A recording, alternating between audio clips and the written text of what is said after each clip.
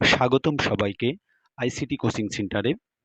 আজ আমাদের বিষয়বস্তু হলো হেক্সাডেসিমাল সংখ্যা হতে দশমিক সংখ্যায় রূপান্তর। আমরা দেখতে পাচ্ছি এখানে একটি হেক্সাডেসিমাল সংখ্যা আমরা গ্রহণ করেছি A7D.2FA। এই সংখ্যাটিকে আমাদের দশমিক সংখ্যায় রূপান্তর করতে হবে। তো প্রথমে আমরা চলে যাই অঙ্কে। এখানে হেক্সাডেসিমাল সংখ্যার প্রত্যেকটা বিটকে আমরা কিন্তু 16 দ্বারা গুণ করব, যেহেতু আমাদের হেক্সাডেসিমাল সংখ্যার বিট 16 রয়েছে এজন্য।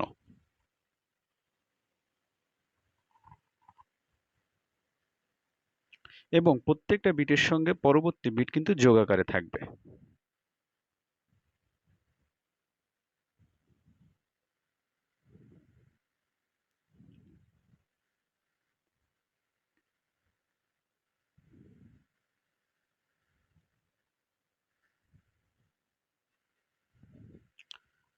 দেখতে হবে আমাদের দশমিক সংখ্যাটা কোথায় রয়েছে। দশমিক সংখ্যার পূর্বে যে সংখ্যাগুলো রয়েছে এগুলোকে বলা হয় পূর্ণ সংখ্যা, এবং দশমিক সংখ্যার ডান পাশে যে অঙ্কগুলো রয়েছে এই অঙ্কগুলোকে বলা হয় ভগ্নাংশ সংখ্যা। তো আমরা এখান থেকে পাওয়ারটা অ্যাপ্লাই করব। দশমিক সংখ্যার যেখানে ছিল, এই যে দশমিক বিন্দু যেখানে ছিল, এটা 0, 1, 2, -1, -2, -3, এগুলো ভগ্নাংশ আকারে থাকে, এজন্য মাইনাস ব্যবহার করতে হলো। এখন এর মান কত? আমরা জানি হেক্সাডেসিমাল সংখ্যার যে অঙ্কগুলো রয়েছে, অর্থাৎ এখানে আমাদের কিন্তু 10-এর জন্য এ, 11-এর জন্য বি, 12-এর জন্য সি, 13-এর জন্য ডি, 14-এর জন্য ই এবং 15-এর জন্য এফ, এই ফন্টগুলো কিন্তু ব্যবহার করা হয়ে থাকে। আমরা দেখো প্রথমে অঙ্ক লেখার সময় কিন্তু এই অঙ্কগুলো ব্যবহার করেছি, কিন্তু যখন আমরা গুণ করব, ফলাফল নির্ণয় করব, তখন এগুলো ব্যবহার করব। 16কে যদি আমরা স্কোয়ার করি তাহলে আমরা পাবো 256।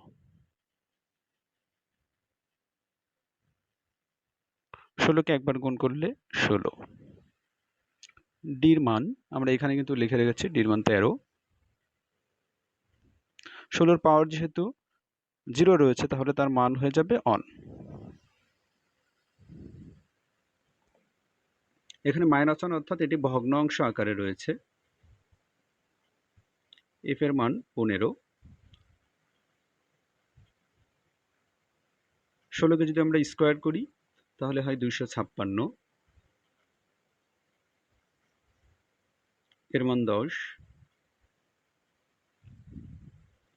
16কে যদি আমরা 3 বার গুণ করি, অর্থাৎ 16 স্কোয়ার, অর্থাৎ 16 গুণ 16 গুণ 16, তাহলে আমরা এখানে পাবো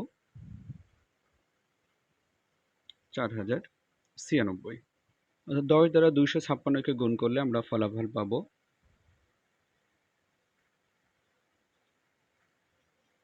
7কে যদি আমরা 16 বার গুণ করি 112, 13কে 13। এই যে ভগ্নাংশ, দুইটা কিন্তু লবের সঙ্গে গুণ হয়ে যাবে।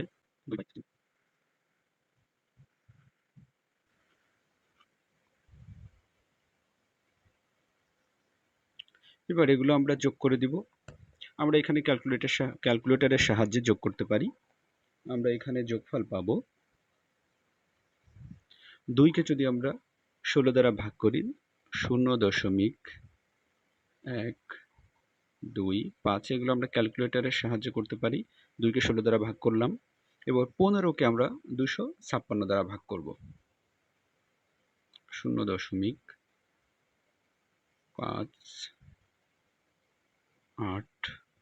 এখানে বলে রাখা ভালো, দশমিকের পরে কিন্তু অনেকগুলো অঙ্ক আসতে পারে। যেহেতু আমরা ছোট সংখ্যাকে অনেক বড় সংখ্যা দ্বারা ভাগ করছি, আমরা দশমিকের পরে 3 অঙ্ক গ্রহণ করব। দশমিকের পরে যদি চতুর্থ কোনো অঙ্ক আসে, আমরা দেখব দশমিকের পরে চতুর্থ অঙ্ক যদি 5-এর থেকে বড় হয় বা 5-এর সমান হয়, তাহলে তৃতীয় নাম্বার অঙ্কে কিন্তু 1 যোগ করতে হবে।